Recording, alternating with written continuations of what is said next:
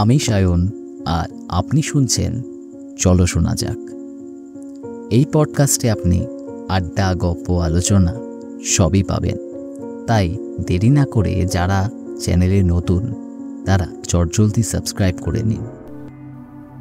আজ চলো শোনা যাকে আপনি শুনতে চলেছেন দেশ পত্রিকা থেকে সংগ্রহীত প্রবীর দত্তের লেখা স্মৃতি জন্ম। আজকের গল্প কেমন লাগছে কমেন্টে নিশ্চয়ই জানাবেন, আর ভালো লাগলে অবশ্যই একটি লাইক করবেন। চ্যানেলে নতুন হলে সাবস্ক্রাইব করে রাখবেন। তাই দেরি না করে চলো শোনা যাক।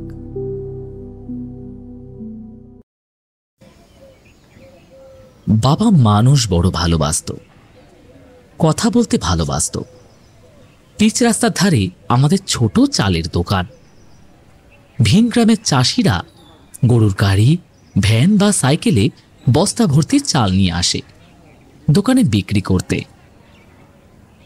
কি চাল এনেছো হে? আগে রত্না 10-10। ওই দেখি। এভাবেই কথা শুরু হয়। রাস্তার ভেতর থেকে কিছু চাল বের করে পরীক্ষা করে বাবা। টিপে দাঁতে কেটে বলে ওঠে, বাহ, বেশ ঠকাতে শিখেছ তো। কোথায় 10-10? এ তো সাধারণ রত্না, নরম দানা। তা দর কত? তর্কাতর্কি দরদাম করতে করতেই গল্প জমানোর চেষ্টা করে বাবা। বলে, নাও নাও, বিড়ি ধরি একটু বসো দেখিনি, মাথা ঠান্ডা করো। লোকটা দুহাতে বাতাস আড়াল করে মুখের বিড়িতে দেশলাইয়ের আগুন ধরালো। যদিও কোনো বাতাস বইছে না। বাবা দেখল লোকটার খালি তামাটে গা ঘামে জবজবে। টুলের উপর রাখা অপরিষ্কার টেবিল ফ্যানটা নিজের দিকে ঘুরিয়ে বলে উঠল, কি কুমোট রেখেছে দেখেছ বাবু? বিকেলে ভাসাবে মনে হয়। চাষি ঘোলাটে চোখে উপরে তাকায়। ঘষা কাচের মতন নেক। দুপাশে মাথা নেড়ে বলে, এই ইমেক বৃষ্টির লয়। না না, হবে হবে, দেখো বিকেলেই নামবে। ওই দেখো, পিঁপড়েগুলো মাটির গর্ত থেকে দেওয়ালে বেরিয়ে উঠেছে। এভাবেই গল্প চালিয়ে যেত বাবা। সেরকম লোক পেলে ঘন্টার পর ঘন্টা। জমির খবর, ধানের খবর, সামনের বছর কেমন ধান হবে, বৃষ্টি ভালো হবে কিনা, এইসব গল্প। তার সঙ্গে চাষির সংসারের খবরাখবর, গৃহপালিত পশুর খবর। তোমার গাইটা যে ডাক দিচ্ছিল, পাল খাওয়ালে? কোথায়? পাল ছেড়ে ফেলেছে। চিন্তায় মানুষের কপালে ভাঁজ পড়ে আছে। বাবা দুঃখী দুঃখী মুখ করে বলে, তাহলে তো বড় সমস্যা। একবার কাঠমিলের পাশে ভেটেরিনারি ডাক্তারকে দেখিয়ে নিয়ে যাও। বলে হঠাৎ কি মনে পড়ে উঠল, একবার নটরায় নিয়ে যাও দেখি। একটু দূর অবশ্য, কিন্তু ওখানকার হরেন ঘোষের সারের খুব নাম ডাক, কাজ হতে পারে। গল্প চলত, কাজের গল্প, অকাজের গল্প। দোকানে চাল কিনতে আসতো সংসারী মানুষ। বাবা বলে, আগের বারের চালটাই দি, কেমন ছিল? ভালোই, তবে সুরুই পোকা, কাকড়। কাল নতুন বস্তা এসেছে। পাল্লায় চাল মাপতে মাপতে গল্প জমানোর চেষ্টা করত বাবা। বাউরিপাড়ার থেকে মতির মা একটু আগে এসেছিল, বলল এবার রেশনের চাল যা দিয়েছে একেবারে যাচ্ছে তাই, খাবারও যোগ্য। আমার দোকান থেকে তো আবার চাল কিনে নিয়ে গেল। স্থানীয় খরিদ্দাররা হয়তো এই বিষয়ে কোনো মন্তব্যই করতে চাইত না। বাবা তখন অন্য প্রসঙ্গ তুলত। শুনলাম ধর্মরাজের মন্দিরের রাস্তাটা পাকা করা হবে, হলে একটা কাদের মতন কাজ হবে কি? খদ্দের বলতো, হ্যাঁ, টাকা স্যাংশন হয়ে গেছে, চৈত্রের গান বাজনার আগে হয়ে যাবে। এভাবেই গল্প এগিয়ে নিয়ে যেত বাবা। তবে বাবার এই স্বভাবেই বিরক্ত হতো অনেকে, কোনো কথাও না বলেই চলে যেত। কেউ কেউ দোকানের দিকে আর পাই বাড়াতো না। বাবা কিছু মনে করত না। রাস্তার ধারে দোকানঘরটা আমাদের ভাড়া নেওয়া ছিল। মালিকের ছেলে গ্র্যাজুয়েশন করে চাকরির অনেক চেষ্টা করলো, তারপর হতাশ হয়ে ঠিক করলো দোকান করবে। মালিক 2 মাসের মধ্যেই ঘর ছেড়ে দিতে বলল। পঞ্চায়েত পার্টির সঙ্গে ভালো তহরম মহরম, ছেড়ে দিতে হলো দোকানটা। আমি তখন হোমিওপ্যাথি পাশ করেছি। বাড়িরই বাইরে ছোট্ট ঘরে ডিসপেন্সারি খুলে বসেছি। সেই ঘরে চালের দোকান করার মতন জায়গা ছিল না, মূল রাস্তা থেকে দূর। চালের বস্তা নিয়ে গরুর গাড়ি ভ্যান ঢুকতেই পারবে না। বাবা একরকম বেকার হয়ে গেল। কথা বলার লোকের অভাব হতে লাগলো। আমরা ঘরের মানুষরা কেউই কথা বলতে চাইতাম না। বাবার অযথা বকবকানিতে বিরক্ত হতাম। কথা বলতে এলে ধমকে চুপ করিয়ে দিতাম। চেম্বারে মাঝে মাঝে 2-1 রোগী আসত। তাদের পরীক্ষা করতে করতে দেখতাম বাবা সাইকেল নিয়ে বেরিয়ে যাচ্ছে হাটের চায়ের দোকান কিংবা বাস স্ট্যান্ডের ছাউনির দিকে, গল্প করার লোক খুঁজতে। না পেলে মনসা তলায়, পঞ্চায়েত অফিসের সামনে বাঁধানো বটগাছটার তলায়, মাঝে মাঝে অন্য গ্রামে। দূর দূর গ্রাম থেকে যেসব চাষি দোকানে আসত, খুঁজে খুঁজে তাদের কাছেও চলে যেত। ফিরত অনেক বেলায়, মাঝে মাঝে বিকেলে, সন্ধ্যায়। মা গজগজ করে ভাত বাড়তে গেলে বাবা একগাল হেসে বলতো, বেরো না বেরো না, ওরা আমায় পেট ভরিয়ে ভাত খাইয়েছে। মা আরো রেগে যেত। জি জি, ওরা দিল আর তুমি হ্যাংলার মতো খেয়ে নিলে।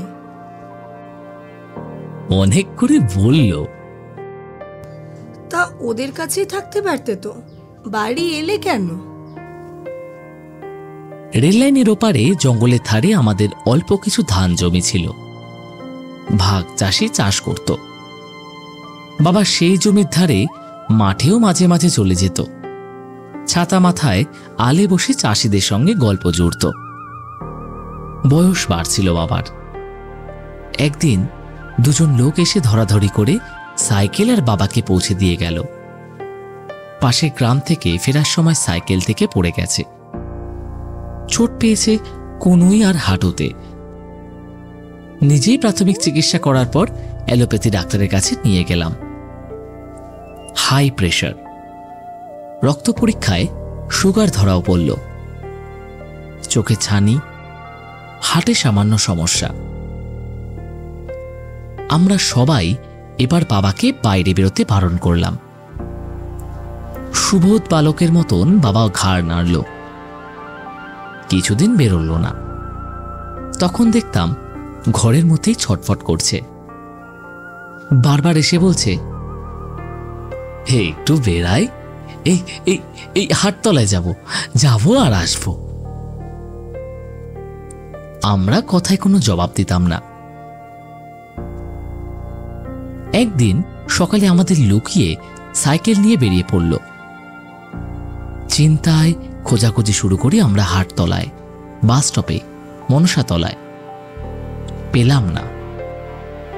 বাবা ফিরল অনেক দেরিতে, প্রায় সন্ধ্যায়। আমরা সবাই বকা শুরু করে দিতেই শিশুর মতন হাসল। বলল, আজ যাব না।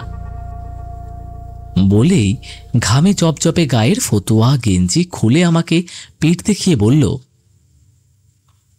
বড় ঘামাজি হয়েছে রে, উফ জ্বালা করে, একটু ওষুধ দে না। কয়েকদিন পর দুপুর গড়িয়ে তখন বিকেল। কাঁধে গামছা ঝুলিয়ে বাবা বেরোতে যাচ্ছে। মা দেখে বলল, কোথায় যাচ্ছ? বসেদের পুকুরে নাইতে। ওর জলটা বড় মিষ্টি, ঠান্ডা, গাটা বড় চিরবির করছে। এই তো কিছুক্ষণ আগেই কলতলায় নাইলে, আর এখন তো তুমি পুকুরে যাও না। অনেক বছর আগেই ছেড়ে দিয়েছো। বাবা কেমন ফাঁকা দৃষ্টিতে চেয়ে থাকলো, অস্পষ্ট স্বরে বলল, তাই? তারপর গামছা দড়িতে টাঙিয়ে বসে পড়ল বারান্দায়। বাবা আস্তে আস্তে স্মৃতিশক্তি হারিয়ে ফেলছে। আগে বুঝতে পারিনি, অবশ্য একেবারেই না। কিছুক্ষণের জন্য মাথাটা শূন্য হয়ে যেত, কিছুই মনে পড়তো না, পরে আবার স্বাভাবিক হয়ে যেত। এরপর থেকে বাবাকে আরো বেশি করে নজরে রাখতে শুরু করলাম। তবুও একটু ফাঁক পেলেই লুকিয়ে লুকিয়ে সাইকেল নিয়ে বেরিয়ে পড়ত।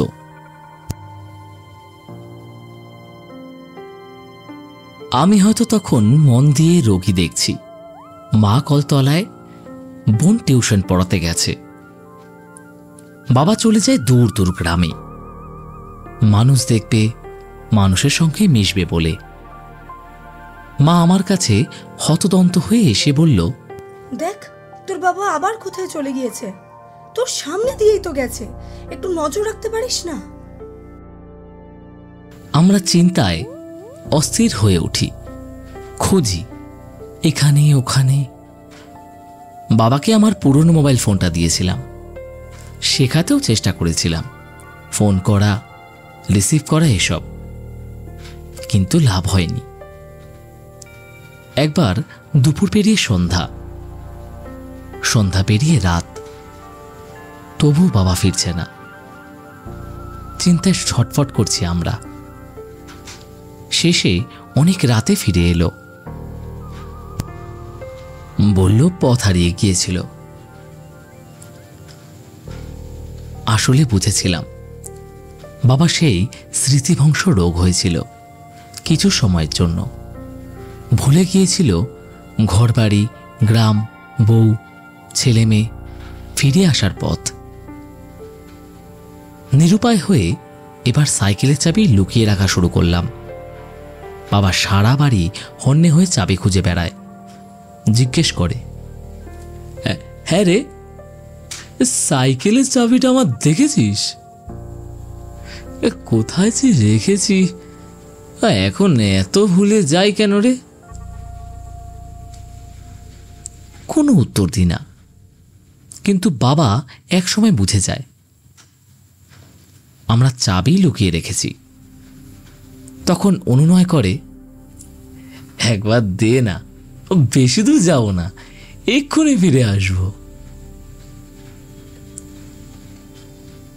বাবার করুণ চাহনি দেখে খারাপ লাগে, তবুও দিই না। তবে এভাবে বাবাকে আটকে রাখা যায়নি।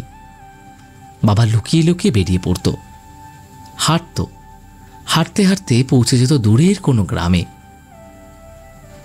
কোনো বাড়ির উঠোনে বসে হাঁক পারত, মা একটু জল খাওয়াবে, অনেকটা পথে হাঁটছি। বাড়ির গৃহিণী ভাবত ভিখারি, ভেতর থেকে চেঁচিয়ে বলতো, তোমাদের বলেছি না শুধু রবিবার করে আসতে। বলে পুরনো এক তোবড়ানো টিনের গ্লাসে জল আর খুচরো পয়সা নিয়ে বাইরে এসে থমকাত। দেখত উঠোনে আম গাছ তলায় সাদা পরিষ্কার ফতোয়া ধুতিতে এক সাধকের মতন মানুষ, মুখে ভরাট সাদা দাড়ি, উবু হয়ে বসে জল চাইছেন। বলছেন, তোমাদের বাগানে গোলাপ গাছটা যে শুকিয়ে যাচ্ছে মা, একটু জল দিও। গৃহিণী ঘরে ঢুকে পয়সা রেখে গ্লাস পাল্টে জল আনত, সঙ্গে কাচের ডিশে দুটো নারকেল নাড়ু। বাবা কিছুটা জল গাছের গোড়ায় দিত, বাকিটা তৃপ্তি করে খেয়ে আশীর্বাদ করত, তোমার ভালো হোক মা। শেষের দিকে বাবার স্মৃতি প্রায় একেবারেই চলে গিয়েছিল। ঘরে ফেরার পথ হারিয়ে ফেলত। গ্রামের কোনো নির্জন রাস্তার ধারে চুপচাপ বসে থাকতেন। দেখে কেউ জিজ্ঞেস করত, কোথায় যাবেন, বাড়ি কোথায়? বাবা শুধু ভ্যাল ভ্যাল করে তাকিয়ে থাকত। দু একদিন বাদে কেউ না কেউ ঠিকানা খুঁজে বাবাকে পৌঁছে দিত। ভীষণ রাগ হতো। ধমকালে বাবা কেমন নিরীহ মুখে তাকিয়ে থাকত, বলতো, আমি তো কোথাও যাইনি, হারাইনি।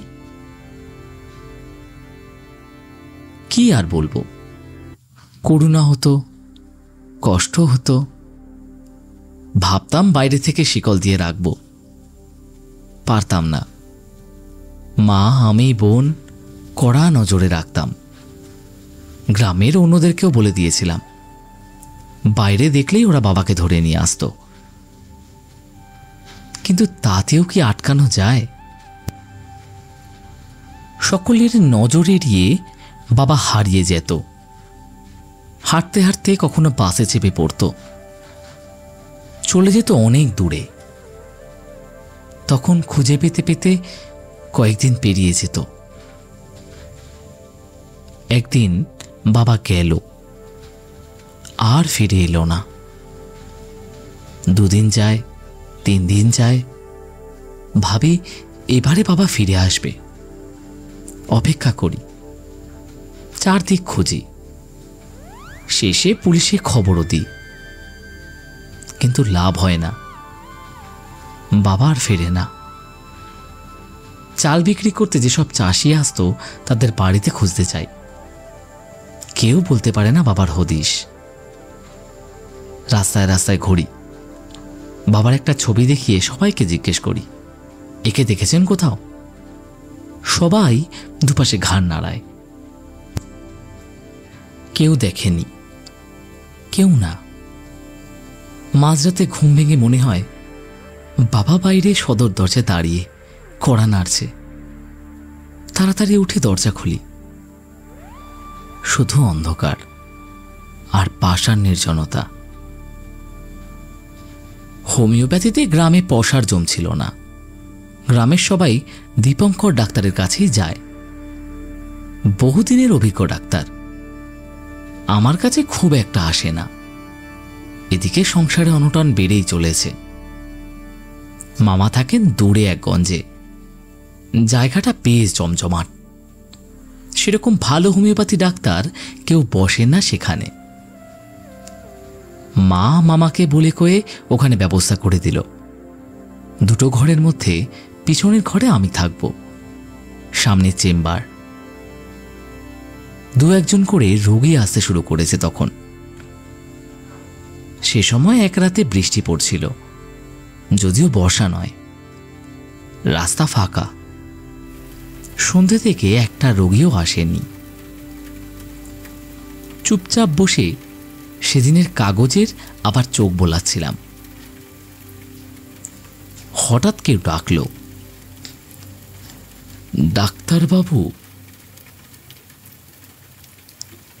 মুখ তুলে দেখে ভীষণ চমকে উঠি, বাবা। ডাক্তারবাবু, বুকে খুব কষ্ট, শ্বাস নিতে পারি না, একটু দেখবেন? কারেন্ট ছিল না সন্ধে থেকেই। চার্জার লাইটের মেয়াদও শেষ হয়ে এসেছিল। আবছা আলো আধারিতে যাকে দেখে চমকে উঠলাম, বুকের ভেতরে এক ঝলক উল্লাস দাপিয়ে উঠতে চাইছিল,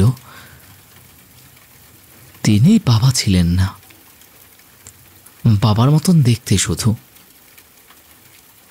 তবু তার বুকে স্টেটো ছুঁয়ে সেদিন খুঁজতে চেষ্টা করছিলাম বাবাকে, বাবার হারিয়ে যাওয়া শ্বাস প্রশ্বাসকে। কিন্তু বৃথাই। শুকিয়ে আসা ফাঁপাহাড়ের পাজরার ভেতর থেকে শুধু বেরিয়ে আসছিল ক্লান্ত কিছু শব্দের পথ চলার আরতি।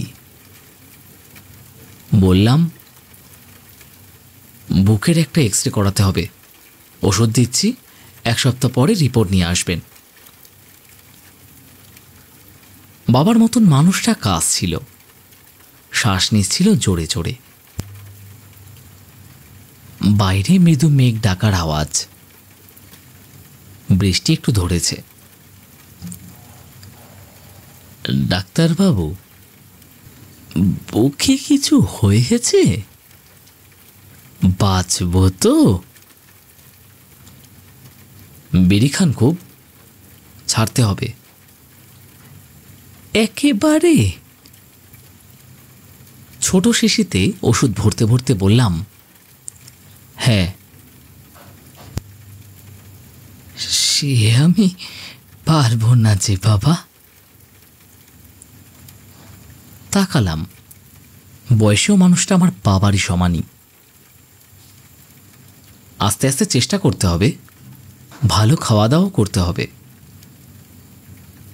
মুখটা কেমন ফ্যাকাশে লাগলো মানুষটার। জিজ্ঞেস করেন, কত ভিজিট ডাক্তারবাবু? তাকালাম, ময়লা ধুতি, ফতুয়াটাও অনেক পুরনো। আজ কিছু লাগবে না, পরদিন এক্স-রে রিপোর্ট নিয়ে আসুন। নুয়ে পড়া বৃদ্ধটি জোর হাত করে নমস্কার করলেন। দরজার বাইরে রাখা লম্বা জীর্ণ ছাতাটা তুলে ধরলেন। তারপর সেটা না খুলতেই জল ভেজা পিচ রাস্তায় নেমে পড়লেন। বৃষ্টি কি থমকে গেছে একবারেই? বাইরে লাইটের সামনে তাকালাম। একঘেয়ে বৃষ্টির ছোট ছোট ফোঁটাগুলো নামতে নামতে ক্ষণিকের জন্য আলো মাখছিল। বাইরে নির্জনতায় ডুবে ভিজে যাচ্ছিল পথঘাট, গাছ, বাড়ি। আর কেউ আসবে না, কেউ আসবে না, কেউ না। দুহাত টেবিলে রেখে মুখ গুজলাম। কখন বাইরে অঝোরে বৃষ্টি নেমেছিল জানি না। ভিজছিল আমার হাত, টেবিল, সাদা প্রেসক্রিপশনের প্যাড। বাবা আসেনি। বাবার মতন মানুষটাও আর এলো না। খুঁজি বাবাকে। বাস স্টপে, অঞ্চল অফিসে, পোস্ট অফিসে, রেশন দোকানে, পানপিড়ির ঘুমটিতে, সব জায়গায় কাগজ ছাটিয়েছি। সন্ধান চাই, সন্ধান চাই। বয়স 70 বছর, উচ্চতা 5 ফুট 11 ইঞ্চি, রং ফর্সা, পরনে সাদা ফতুয়া ধুতি, মুখে সাদা দাড়ি। স্মৃতিশক্তি হারিয়ে গেছে। কেউ সন্ধান পেলে নিম্নলিখিত মোবাইল নম্বরে যোগাযোগ করুন। উপরে বাবার অস্পষ্ট ছবি। ছবির বাবা রোদে পড়ে, বৃষ্টিতে ভেজে, ময়লা জমে, আরও আবছা হয়ে যায় হারিয়ে যাওয়া মানুষ। রোগীকে ওষুধ দিয়ে বাবার ছবি দেখাই। দেখেছেন কোথাও একে? দূর দূর গ্রাম থেকে গোয়ালারা আসে দুধ ছানা বিক্রি করতে। তাদের জিজ্ঞেস করি, এই মানুষটিকে কখনো দেখেছ রাস্তাঘাটে? একদিন দেখি এক রোগা মতন মাঝবয়সী লোক চেম্বারের বাইরে দেওয়ালের সাটা সন্ধান চাই খুঁটিয়ে দেখছে। মুখ ভর্তি পান। দরজার পাশেই একদলা পিক ফেলে চেম্বারে ঢুকল। ফাঁকাই ছিল। সামনে চেয়ারে বসল। তা বলছি, ছবিটা কার? আপনার বাবার? ঘাড় নাড়ি। আমি তো ওকে বেশ কয়েকদিন আগে দেখেছি। চমকে উঠি। ভেতরের উত্তেজনা সামলে নিয়ে বলি, কোথায়?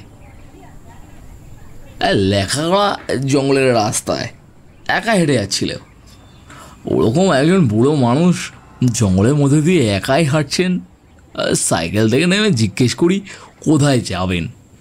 উত্তর দিলেন না। কেমন ফ্যাল করে একটু তাকিয়ে আবার হাঁটতে লাগলেন।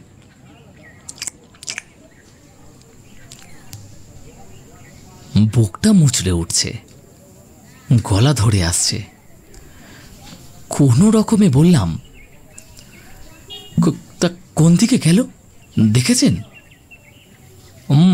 ছাতিমপুরের দিকে। সামলাতে সময় নিলাম, তারপর করুণার্থীতে বলে উঠলাম, আমাকে নিয়ে যাবেন ওই ছাতিমপুরে? লোকটা উঠে বাইরে আর একবার পিক ফেলে এলো, বলল, ছাতিমপুরে গেছেন তার ঠিক নেই, পথে বক্সাবাঁধ, জাম্বুনি, বেলেপুল আরও গা যাওয়া যায়, আপনারাও সেখানেও যেতে পারেন। খুঁজতে হলে অনেক ঘোরাঘুরি করতে হবে, সময়ও লাগবে।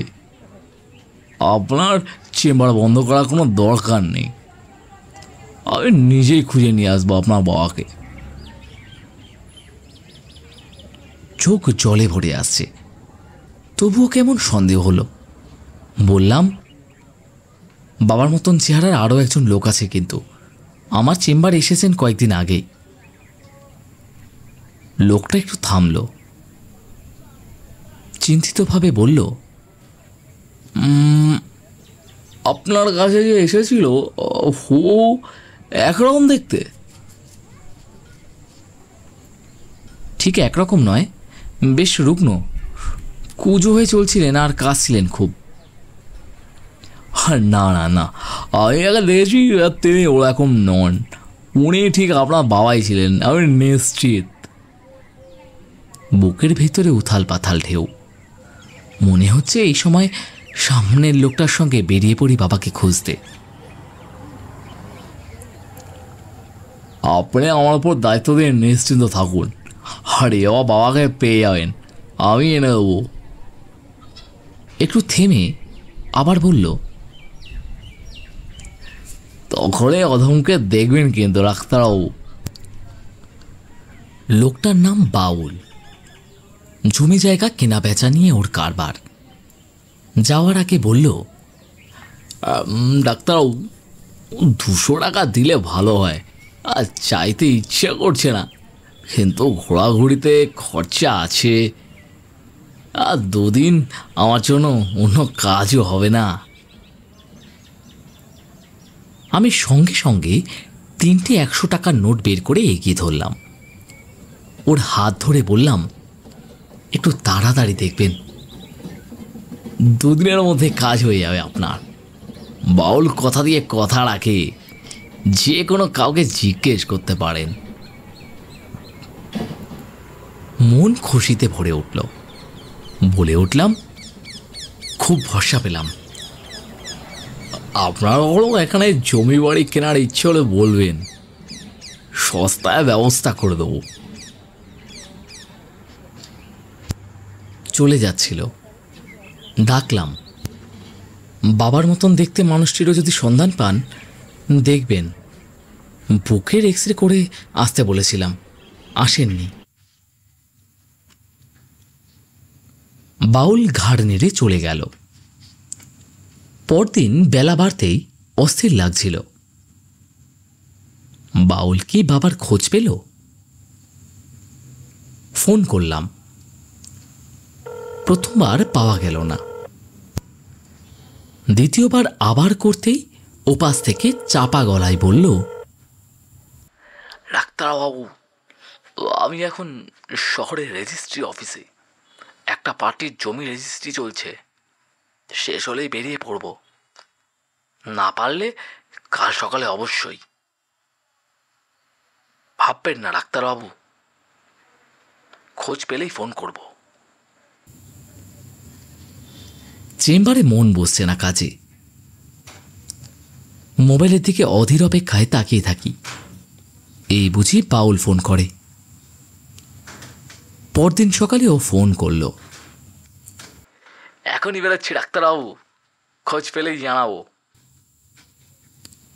চেম্বারে রোগী দেখার ফাঁকে ফাঁকে মনে হয় ফোন করি, কেমন অস্থির লাগছে, কিন্তু শেষ পর্যন্ত করলাম না।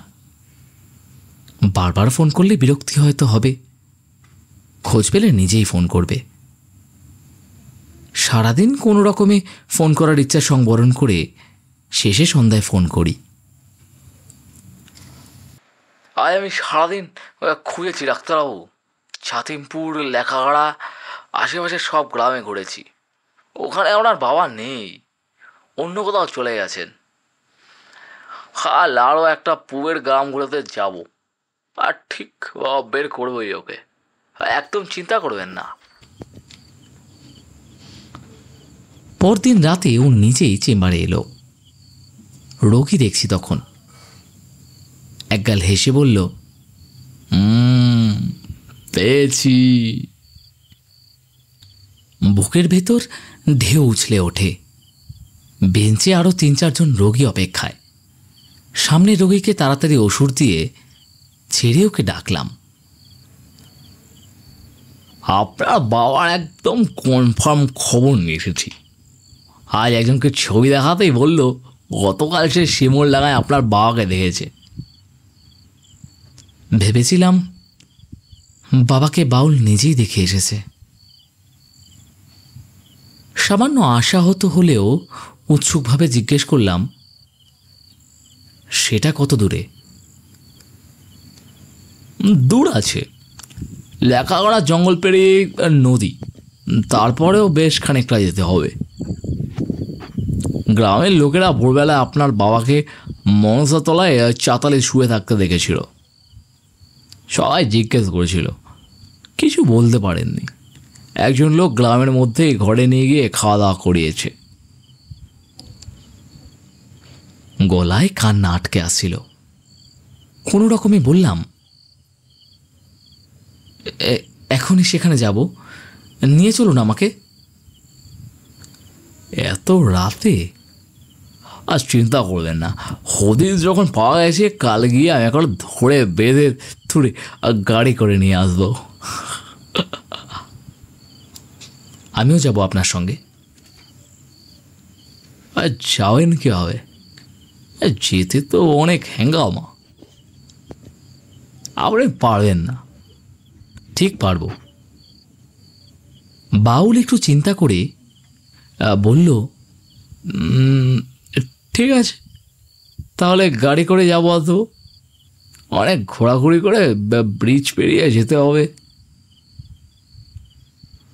চলে যাওয়ার আগে ও গাড়ির অ্যাডভান্স করে রাখার জন্য টাকা নিল। রাতেই করতে হবে, না হলে পাওয়া যাবে না। বিয়েবাড়ির সিজন। সারা রাত ঘুমোতে পারলাম না। শিমুলডাঙ্গায় গ্রামবাসীরা বাবাকে কোথায় শুতে দিয়েছিল, কি খেতে দিয়েছিল কে জানে। সকাল 8টায় বেরোনোর কথা। 9টায় ফোন করলো বাউল। ডাক্তারবাবু, নদীর ওদিকে কাল রাতে খুব বৃষ্টি হয়েছে, কাছে রাস্তা একেবারে জল জমে গেছে। ট্যাক্সি যেতেই চাইলো না। আমি একা একেবারে সাইকেল নিয়ে বেরিয়ে পড়েছি। চিন্তা নেই, যেমন করে হোক আজ আপনার বাবাকে আমি নিয়ে আসবই। বাবাকে সেদিনও পায়নি বাউল। ভোর রাতে সবার অলক্ষ্যে সে মোরলাঙা গ্রাম থেকে চলে গেছে। কেউ নাকি দেখেছে পাহাড়ের দিকে যেতে। ছোট পাহাড়, আকাশ পরিষ্কার থাকলে এখনো মাথাটা আবছা দেখা যায়। চেম্বার বন্ধ করে স্কুলের পাশে বড় ফাঁকা মাঠটায় গেলাম। শালবনের ওপর দিয়ে তাকালাম। সবুজ পাহাড়টা আকাশে ভেসে আছে। তাকিয়ে থাকলাম অনেকক্ষণ। সন্ধ্যা নামছে। আকাশে পাখির ঝাঁক। সবাই নিজের নিজের বাসায় ফিরছে। বাউল এসে আবার টাকা নিয়ে গেল। এবার ও পাহাড়ের কাছাকাছি গ্রামগুলোতে ঘুরবে। বাবাকে ওখানে না কোথাও পেয়ে তোর যাবেই নিশ্চিত। কয়েকদিন পর এসে বলল, একেবারে কনফার্ম খবর স্যার, আপনার বাবা পাহাড় পেরিয়ে ওদিকে চলে গেছেন। পাহাড় পেরিয়ে ওপাশে গ্রামে খুঁজে বার করতে হবে। শূন্য দৃষ্টিতে তাকাই ওর দিকে। কিছু টাকা দিয়ে আবার খুশি হয়ে চলে যায়। সেদিন রমেনবাবু প্রেসার চেক করাতে এসেছিলেন। শুনে বললেন, আপনি বাউলের পাল্লায় পড়েছেন? ও কি, ও তো সুবিধার লোক নয়, আপনাকে খোলাবে শুধু। বিশ্বাস করি না। বাউল বাউর ফোন এলে এখনো আশায় দুলে ওঠে মন। টাকা চাইলেই দিই, একদিন না একদিন ঠিক সন্ধান তো দেবেই। আমিও মাঝে মাঝে আশেপাশে গ্রামে জঙ্গলের পথে ঘুরে বেড়াই, খুঁজি। বাউল সেদিন উজ্জ্বল মুখ করে এলো, বলল, বাবা নয় স্যার, আপনার সেই পেশেন্টের সন্ধান পেয়েছি, হাতিমারা গ্রামে মৃত্যু সজ্জায়, দিন গুনছে। সে কি? বিছানা ছেড়ে ওঠার একেবারে ক্ষমতাই নেই স্যার, দেখারও কেউ নেই, খেতেও পায় না বোধ হয়। শুনে খুব খারাপ লাগলো। বললাম, কাল নিয়ে যাবেন?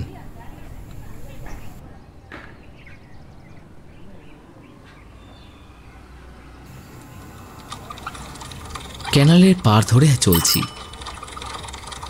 বাউলের সাইকেলের পেছনের কেরিয়ারে বসেই।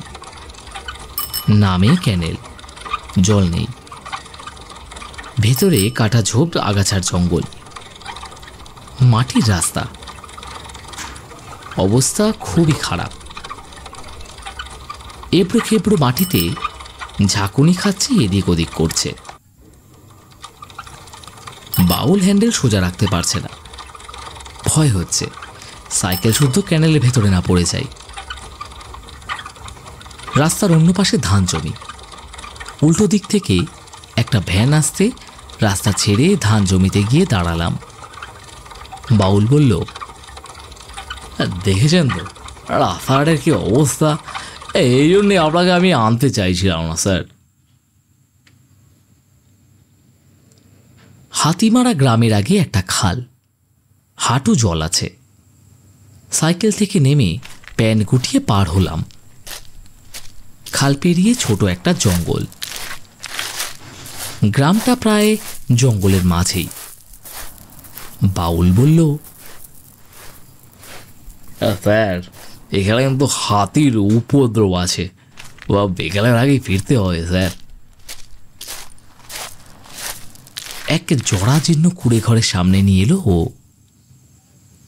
জলে উইয়ে নষ্ট হওয়া দরজার পাল্লাটা টানতেই একেবারে মলমূত্র আর কফের বীভৎস গন্ধে গা গলিয়ে উঠল। ভেতরে অন্ধকার। একটু চোখ সয়ে আসার পর দেখলাম নিচে ময়লা ছেঁড়া একটা কাঁথায় শুয়ে আছেন বাবার মতন দেখতে মানুষটা। বিছানার সঙ্গে একেবারে মিশে গেছেন। বুকটা শ্বাস নেওয়ার জন্যে হাঁপুড়ের মতন ওঠানামা করছে। পাশে একটা টিনের গ্লাসে উল্টে মেঝেতে জল পড়ে, বাটিতে আধ খাওয়া কিছুটা মুড়ি। বাউল নাকে কাপড় দিয়ে বাইরে এলো। গ্রামের 2-4 লোক এসেছে। বলল, কেউ ওকে দেখার মতো নেই, ছেলে শহরে থাকে, কারখানায় কাজ করে, বউকে নিয়ে সেখানে থাকে। দীর্ঘদিন বাবার কোনো খোঁজ খবর নেয় না, ফোন করলেও ধরে না। বললাম, ইনি তো কিছুদিন আগে এক রাতে আমার কাছে ওষুধ আনতে গেছিলেন। হ্যাঁ বলেছিল, সে রাতে সারা রাস্তা পুরো বৃষ্টিতে ভিজে অবস্থা খারাপ হয়ে গেছে, অনেকদিন ধরে শ্বাসকষ্টে ভুগতেছে।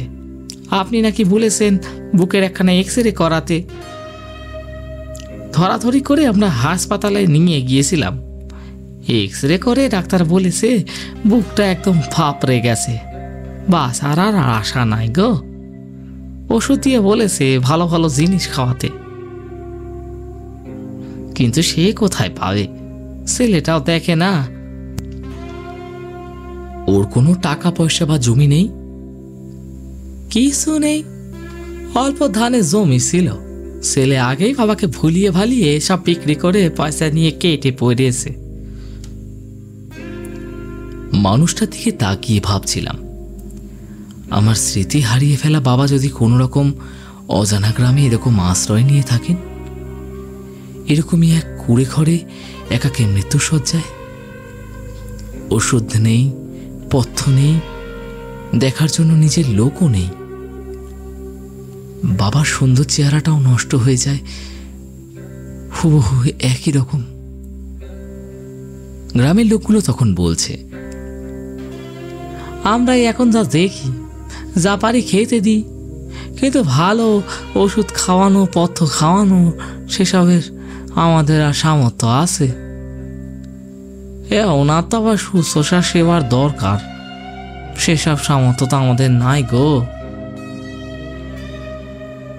পকেটে কিছু টাকা নিয়ে এসেছিলাম, ভেবেছিলাম চিকিৎসাপথ্যের জন্য দিয়ে যাব, কিন্তু বুঝলাম দিয়ে লাভ নেই। মনস্থির করে বললাম, আমি যদি নাকি আমার বাড়িতে নিয়ে যাই, দেখাশোনা করি, ভালো ডাক্তার দেখাই, আপত্তি আছে আপনাদের? ওরা দ্রুত বলে উঠল, না না না না না না, আপত্তি কিসের? আপনি কাছে নিয়ে যাবেন, ওর কাছে বেশি দিন বাঁচাতে পারবেন, যান যান যান, নিয়ে যান। কিন্তু ছেলের পারমিশন একটা দরকার ছিল। আর কিসের পারমিশন? যে ছেলে একেবারে খবরই নেয় না। আপনি নিয়ে যান, এখনই একটা ভ্যান ডেকে দিছি, দাঁড়ান দাঁড়ান। গ্রামের লোকগুলো যেন হাফ ছেড়ে বাঁচল। বাউল আমাকে আঁকড়ে ডেকে বলল, কি করছেন স্যার? এসব উল্টো ঝামেলা নিয়ে যাচ্ছেন কেন? লোক তো আপনার বাবা নয়, বাবার মন দেখতে শুধু। আপনার বাবার খোঁজ তো আমি দিচ্ছি কয়েকদিনের মধ্যে। উত্তর না দিয়ে মৃদু হাসলাম। ও ক্ষুণ্ণ হয়েছে বুঝলাম। বলল, স্যার আমি তাহলে এগোই, ঠিক আছে? আপনি তো বাবার লোকটা এনে ভ্যানে যাবেন। একজন মহিলাকে টাকা দিয়ে ওকে স্নান পরিষ্কার করে প্রস্তুত করলাম। খাল পেরিয়ে ক্যানেলের পাড় দিয়ে ফিরছি। ভ্যানে বাবার মতন মানুষটা শুয়ে, আমি ওর মাথায় ছাতা ধরে আছি। বড় রোদ আজ। চলতে চলতে এবড়ো খেবড়ো রাস্তায় ঝাঁকুনি খাচ্ছে ভ্যান। মানুষটাকে শক্তভাবে ধরে আছি। দেখে মনে হচ্ছে ওর এই খোলা আকাশে বাতাসটা নিতে শ্বাসকষ্ট একেবারেই নেই। বুকটা কম ওঠা নামা করছে। শুয়ে শুয়ে এদিক ওদিক তাকাচ্ছেন। আমার চোখের দিকে তাকিয়ে হাসার চেষ্টা করলেন। আমি ওর বুকে হাত বোলাতে বোলাতে গল্প শুরু করলাম।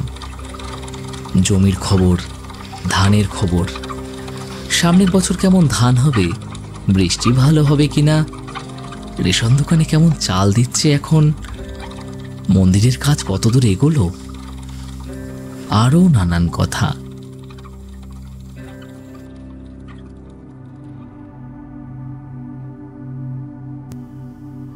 এতক্ষণ চলো শোনা যাকে আপনি শুনছিলেন প্রবীর দত্তের লেখা স্মৃতিজন্ম। আজকের গল্পটা কেমন লাগলো কমেন্টে নিশ্চয়ই জানাবেন। ভালো লাগলে অবশ্যই লাইক করবেন, আর চ্যানেলে নতুন হলে অবশ্যই সাবস্ক্রাইব করে রাখবেন, কারণ প্রত্যেক সপ্তাহে এরকম গল্প আনার চেষ্টা করি আমি। তাই সকলে ভালো থাকবেন এবং সুস্থ থাকবেন, এবং শুনতে থাকবেন চলো শোনা যাক।